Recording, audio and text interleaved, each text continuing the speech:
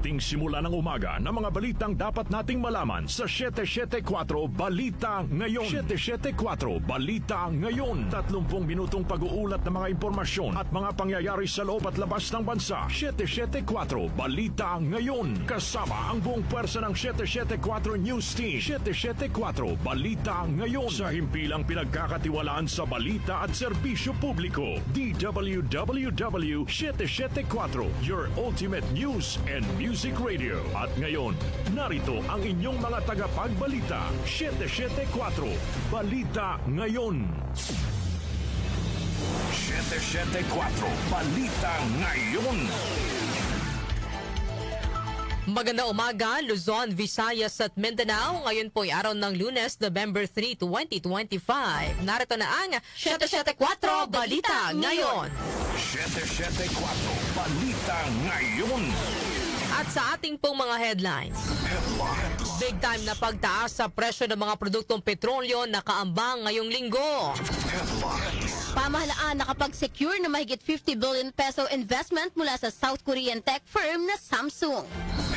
Bagong task force sa pagitan ng Pilipinas at Amerika makakatulong kontra aggression sa West Philippine Sea ayon kay Pangulong Ferdinand Marcos Jr.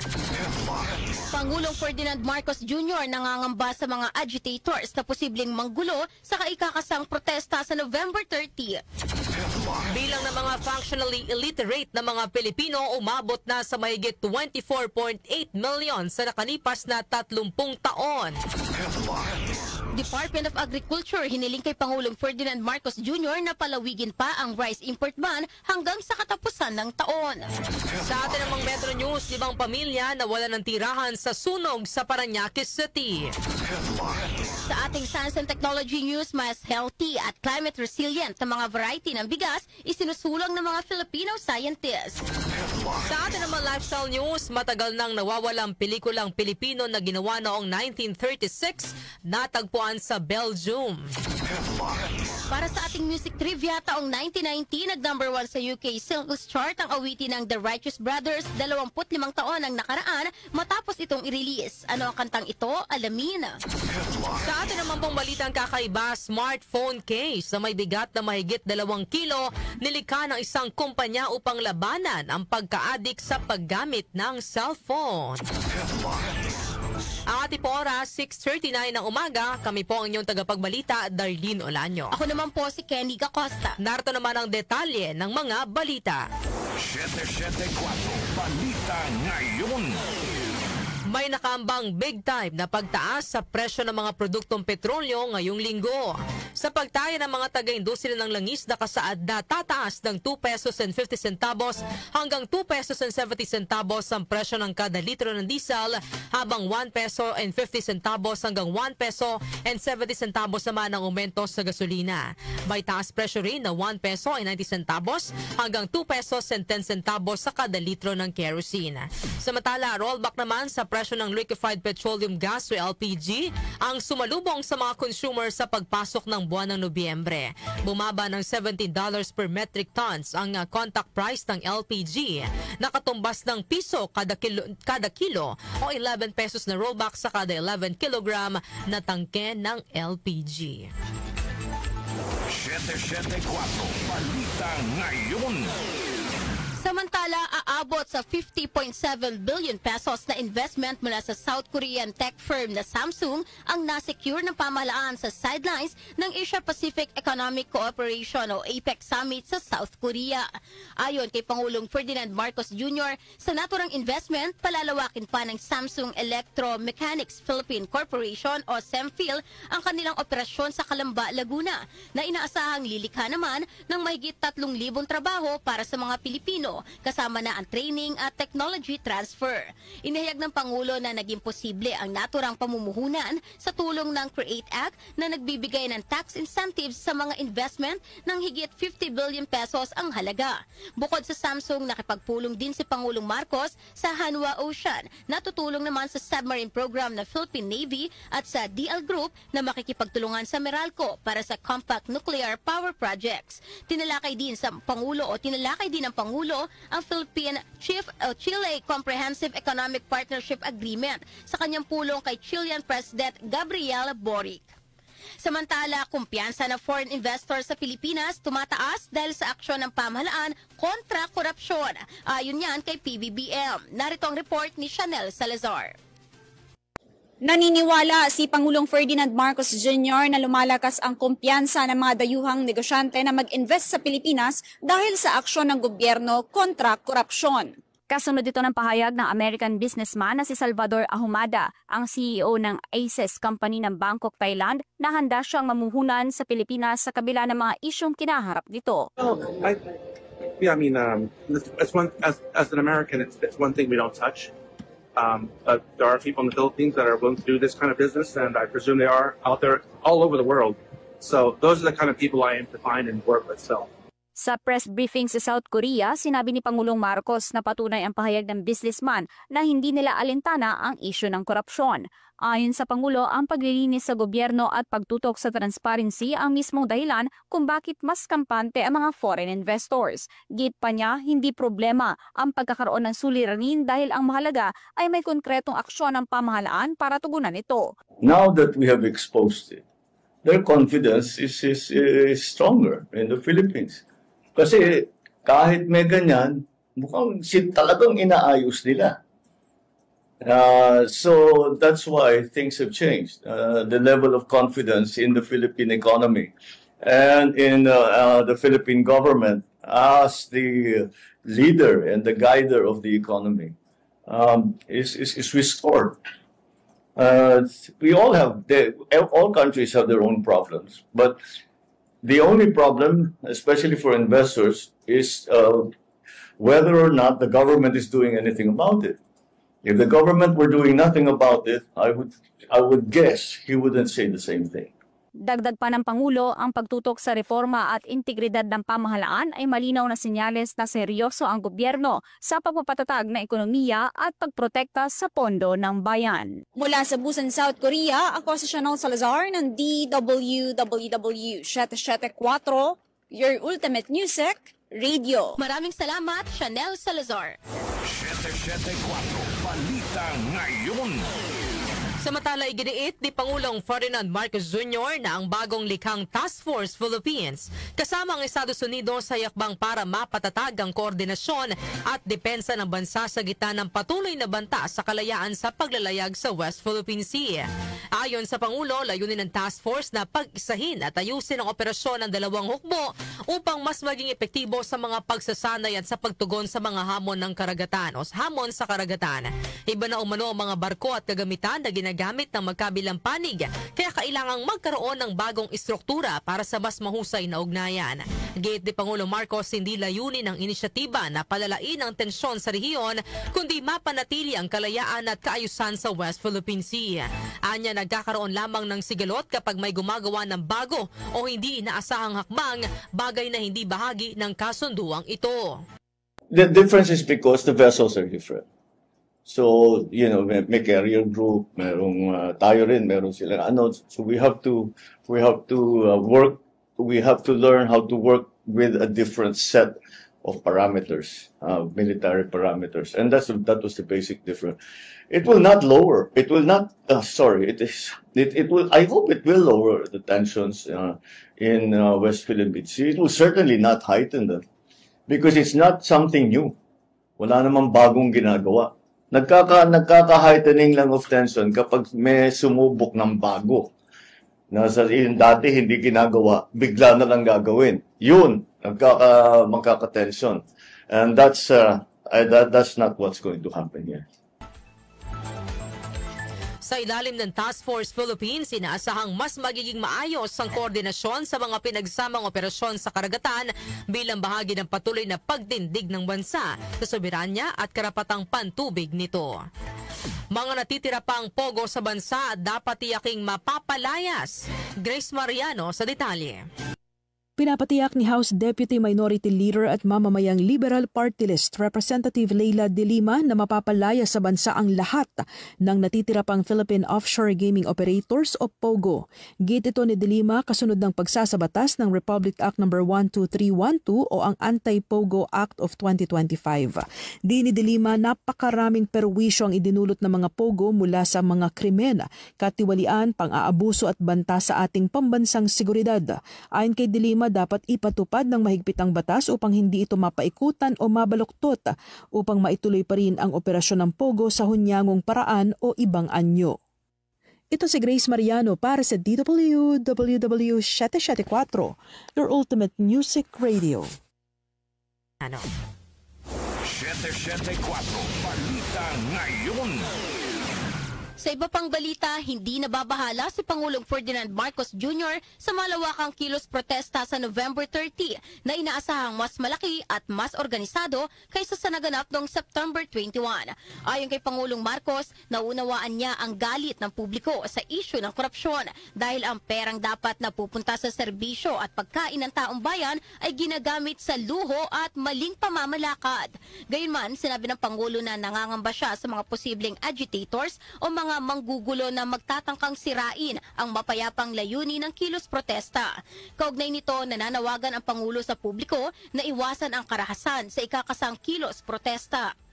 The only concern I have when we have demonstrations for whatever reason is that there are agitators who will go and try to cause trouble.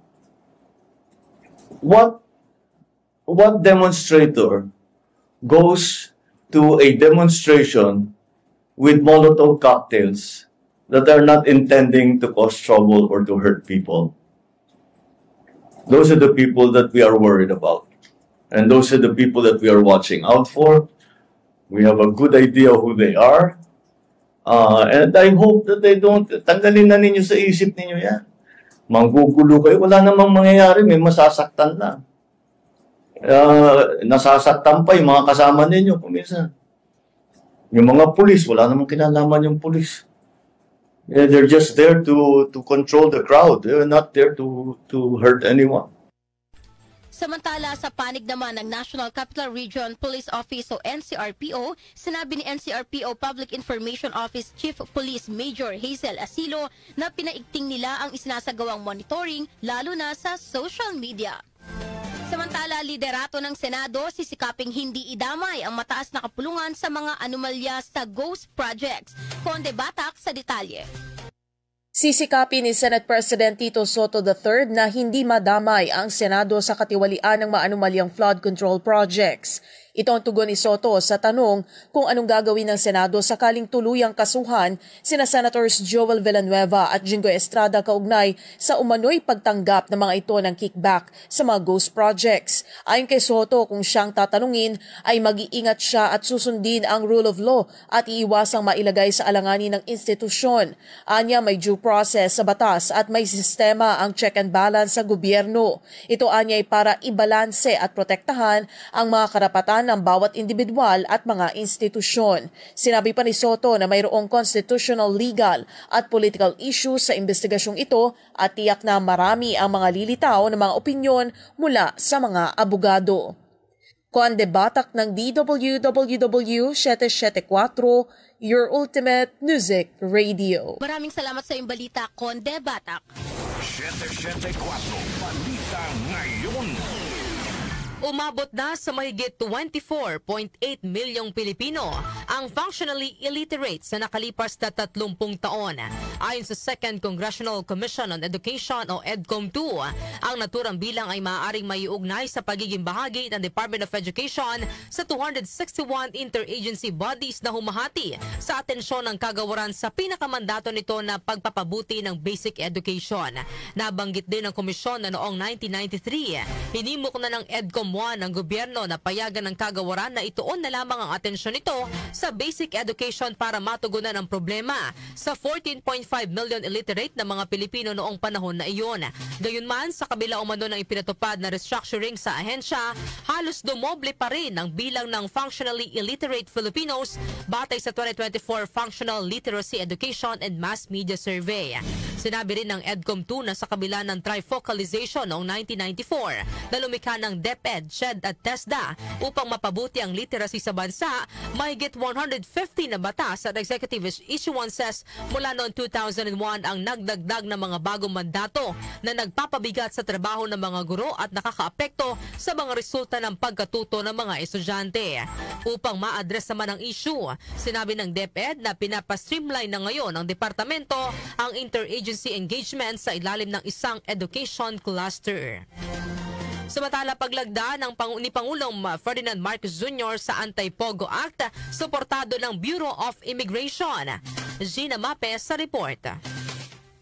Suportado ng Bureau of Immigration ang paglagda ng Pangulong Ferdinand Marcos Jr. sa Republic Act No. 12312 o ang Anti-Pogo Act of 2025 na nagtatakda ng pagbabawal sa Philippine Offshore Gaming Operators o POGO sa buong bansa. Ayon kay BI Commissioner Joel Anthony Viado, ang bagong batas ay isang matatag na hakbang para pangalagaan ang pambansang seguridad at pagpapanatili ng kaayusan ng mga mamamayan. Patunay niya ang makasaysayang batas na ito ng paninindigan ng Pilipinas na protektahan ang ating bansa laban sa mga criminal syndicate na nagnanais magsamantala sa offshore gaming upang gamitin sa human trafficking, cybercrime at iba pang organisadong criminal activity. Ipinababatidaan niya ng Anti-Pogo Act na hindi pahihintulutan ng Pilipinas ang anumang aktibidad na magpapahina sa pambansang seguridad, economic integrity o kapakanan ng mga mamamayan. Dinagdag ni Biado na ang Bureau of Immigration ay matagal nang nasa forefront ng pagtukoy at pagpapatapon sa mga dayuhang sangkot sa illegal online gaming hubs na karamihan ay ginagamit sa pandaraya, pag-torture at human trafficking. Ako si Gina Mape ng DWWW 774, your ultimate music radio. Maraming salamat, Gina Mape. 774 Balita Ngayon. Inirekomenda ng Department of Agriculture o DA kay Pangulong Ferdinand Marcos Jr. ang pagpapalawig ng pansamantalang import ban sa bigas ng hanggang sa katapusan ng 2025. Nagsimula ang 60 days import ban noong Setyembre at nagtapos itong Biyernes, October 31. Layo nitong pigilan ang pagbaba ng presyo ng palay na nakakaapekto sa mga lokal na magsasaka. Sinabi ng DA na sa simula ng import ban ay nagtaas ang presyo ng bigas, ngunit unti-unti rin itong bumaba. Dahil dito, nais ng Agriculture Secretary Francisco Chu Laurel Jr. na palawagin ang import ban ng karagdagang 30 hanggang 60 days. Ayon kay Chu Laurel, magbibigay daan ito sa isang mas buong pagsusuri sa epekto ng patakaran sa parehong farm gate at retail market. Habang patuloy na pinoprotektahan din ang mga lokal na magsasaka mula sa pagbaba ng price pressures na dulot ng mas murang imports. Samantala, paggunita ng undas, generally peaceful ayon sa PNP. Report ihahatid ni Angel Garcia. Naging mapayapa sa pangkalahatan ang paggunita ng undas sa mga Pilipino. Ito ang naging pagtaya ng Philippine National Police kung saan walang naitalang major untoward incidents sa buong bansa.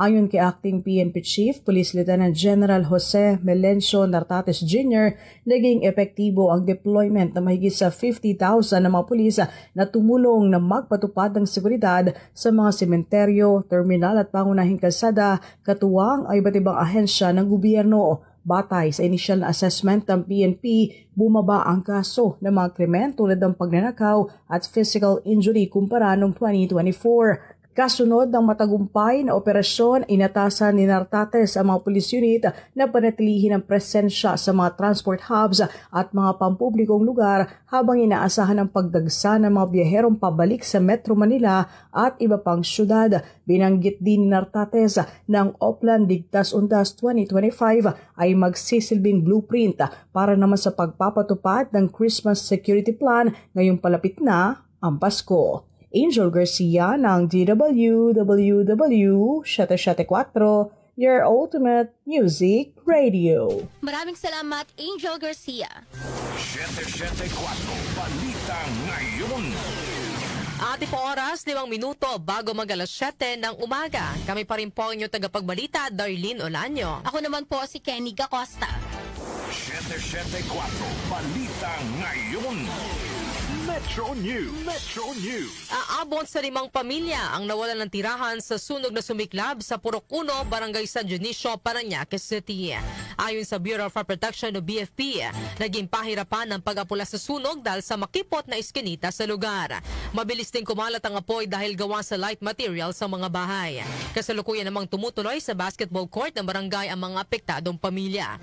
Wala namang naiulat na nasaktan o nasawi sa insidente. Patuloy namang iniimbestigahan ng BFP ang sanhi ng sunog na hinala ng mga residente ay napabayaang kandila. Foreign exchange rates. Foreign exchange rates.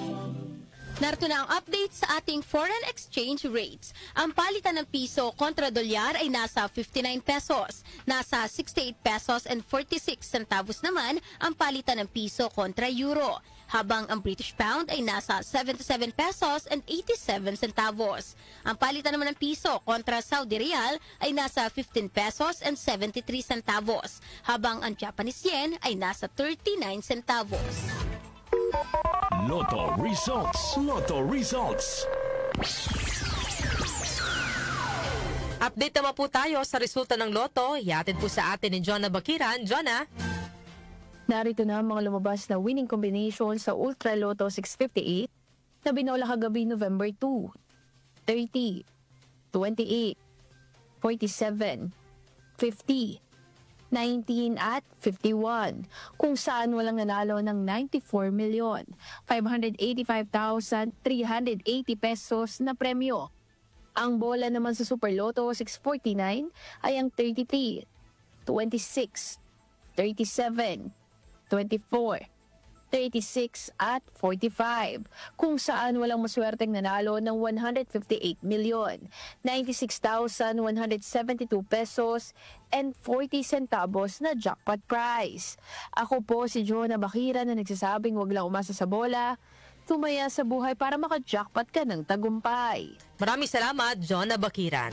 Science and Technology. Science and Technology.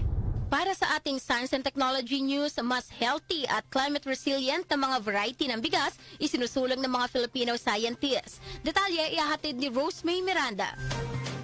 Pinag-aaralan ng mga siyentipiko mula sa Pilipinas sa mga variety ng bigas na kayang makasurvive mula sa mga pagbaha at tagtuyot habang bumubuo ng isang mas malusog na bansa.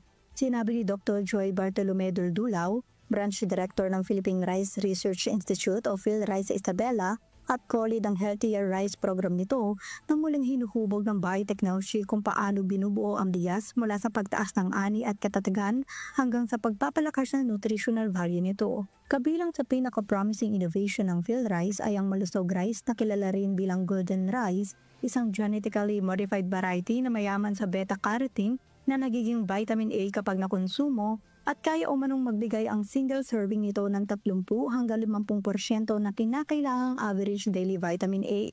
Gayunman nahinto ang propagation nito noong Abril na nakaraang taon matapos maglabas ang Court of Appeals ng writ of talikasan laban sa malusog rice at bikitalong o genetically modified eggplant.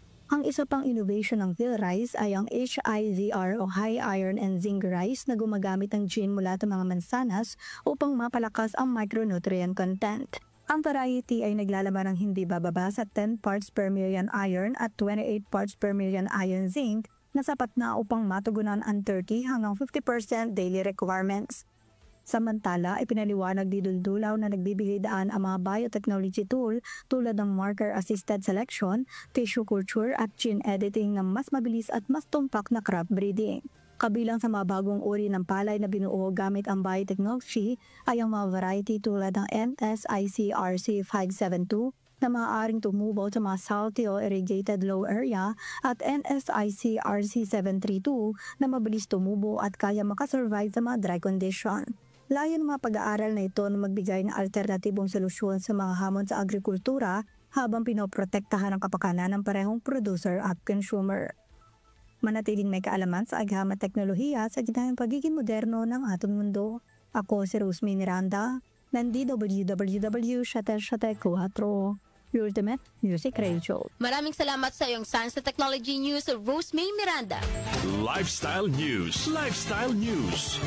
Sa atin namang lifestyle news, matagal nang nawawalang pelikulang Pilipino na ginawa noong 1936 na tagpuan sa Belgium. Detalye po ihahatid ni Mika Fajardo.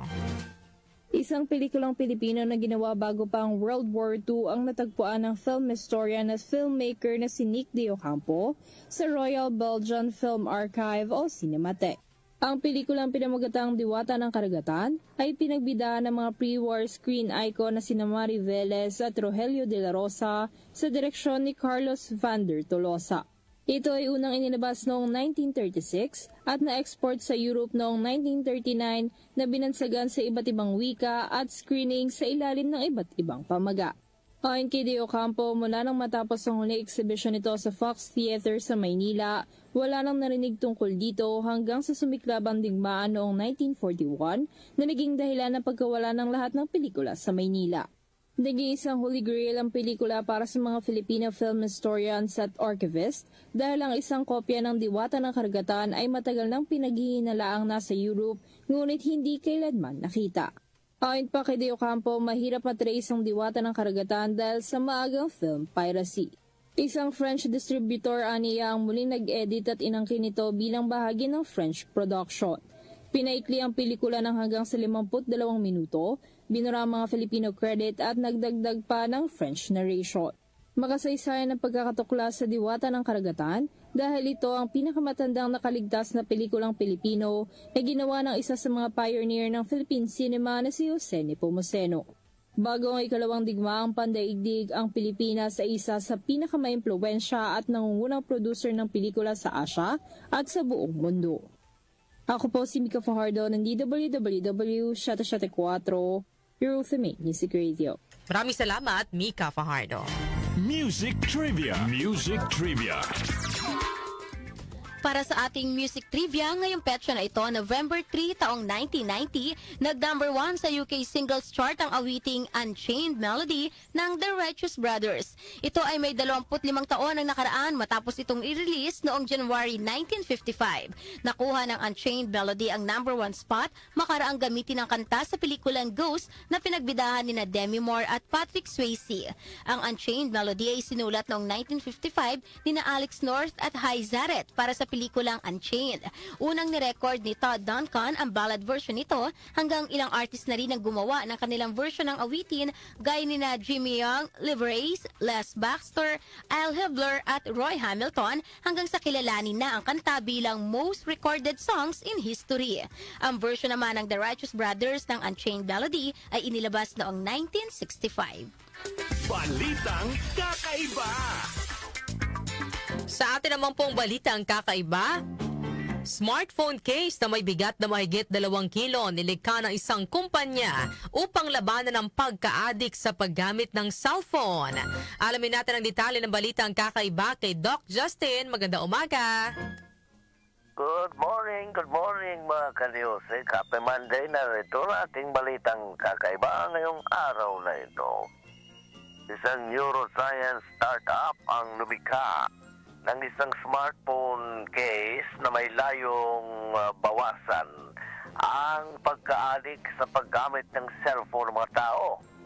Kadalasan magaan at manipis lamang ang smartphone cases pero ibahin niyo ang smartphone case na dinisenyo ng kumpanyang Matter Neuroscience na itinuturing na pinakamapigat at pinakamakapal na phone case na mabibili sa ngayon.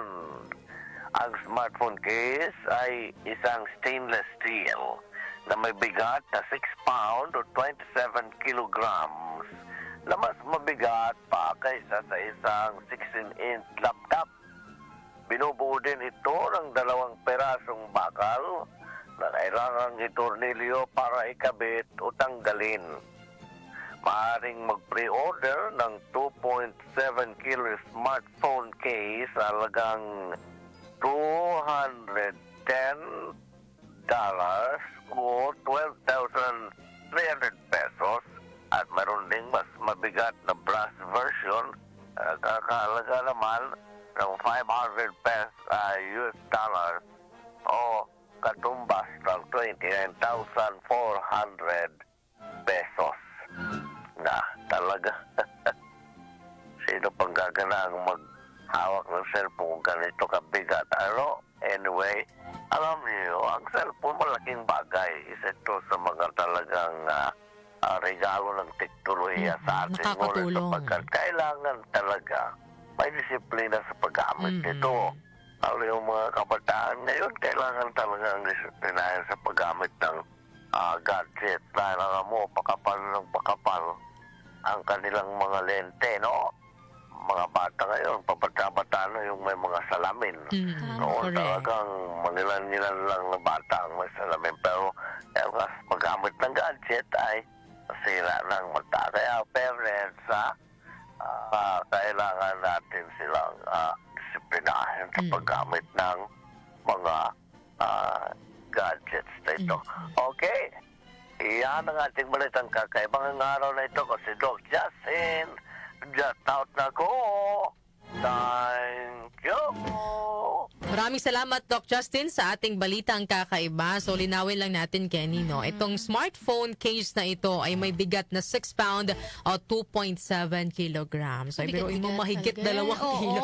Magsa-cellphone ka, hawak-hawak mo ay mahigit 2 kilo yung bigat. Parang ano, di ba, sa'yo kanina, parang pangkaskas na ng yelo yung itsura niya. At talagang kapag ganyang kabigat yung smartphone case mo, parang tatamarin ka nga namang magbabad sa cellphone dahil ang bigat ng hawak mo, mangangalay ka. Pero kung di ka magpapigil, wala na lang case. Tanggalin na lang. Correct. Pero magaganda rin yun, Darlene, di ba? Kailangan i-con-on natin yung mga bata sa paggamit ng mga mobile phones. Kung meron man, dapat palagi nating bilang mga nakatatanda, i-monitor kung ano yung mga pinapanood nila sa mga cellphone. Correct. Sabi ni Burley, pag gusto daw may paraan. Correct. So kahit mabigat yan, go lang. Hanapan niya ng papatong niya. Talaga naman. So ayan mga kanyusik, ang ating balitang kakaiba ngayong araw po ng Lunes. At bago tayo magtapos sa ating balitaan, bigay ko na, Kenny, ang ating question of the day. Ang pag-uusapan po natin at bibigyan po natin ng opinyon ngayong araw po ng Lunes. Dahil nga ay nasa buwan ng Nobyembre na tayo, mga kanyusik. Ganon kabilis. Ano po ang good ang gusto ninyong ma-achieve ngayong Nobyembre? At ano ang anniversary message ninyo sa inyong Ultimate Music Radio DWW 774 sa ika-14th anniversary nito. So 14 years na tayo, mga ka-music. Ano po ang message na may bibigay nyo po, anniversary message na may bibigay nyo po para po sa ating lahat? Ayan. Happy anniversary, mga ka-music. Happy anniversary, Kenny. Yes. At inyo pong narinig ang mga maiinit na balita ngayong araw po ng Lunes, November 3, 2025. Kami po ang inyong tagapagbalita, Darlene Olanyo. Ako po si Kenny Gacosta. Dapat sa inyo ang 774 Balita Ngayon. 774 Balita Ngayon.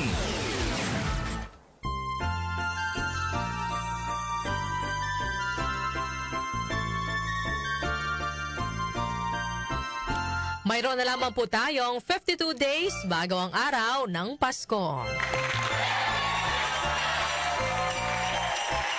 Ang ating oras, 7:09 ng umaga.